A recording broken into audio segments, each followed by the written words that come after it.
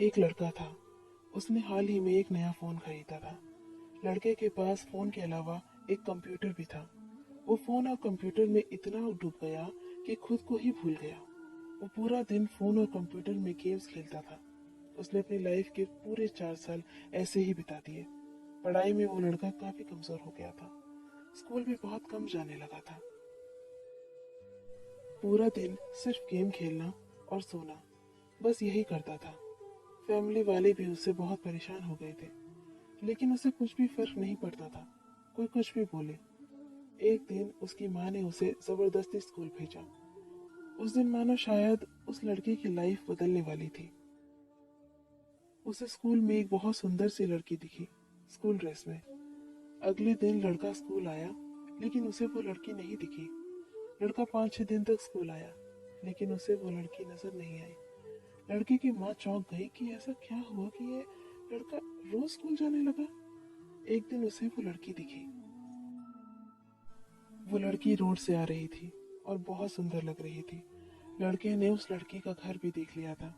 फिर रोज उसी समय पर वो उस लड़की को देखने आता था और उसके घर के चक्कर काटता था।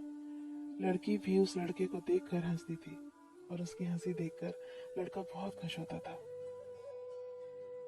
एक दिन हिम्मत करके लड़के ने लड़की को प्रपोज किया। लड़की ने एक्सेप्ट कर लिया। वो लड़का उस दिन बहुत खुश था। एक दिन दोनों साथ में घूमने गए। दोनों ने काफी मजे किए उस दिन। वो लोग एक साथ स्कूल और ट्यूशन जाने लगे। लड़की का नाम रूही था। उसने उस लड़के को मानो पूरी तरह से बदल दिया था।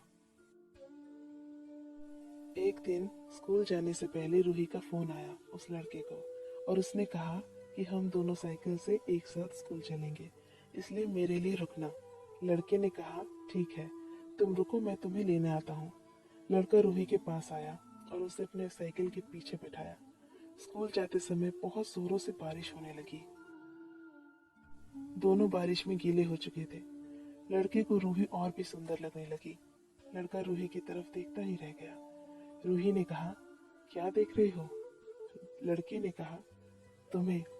फिर लड़के ने कहा, आई लव यू। रूही ने जवाब दिया, आई लव यू टू। फिर लड़के ने लड़की की आंखें बंद कर दी और उसे एक गिफ्ट दिया। वो दोनों एक साथ बहुत खुश लग रहे थे।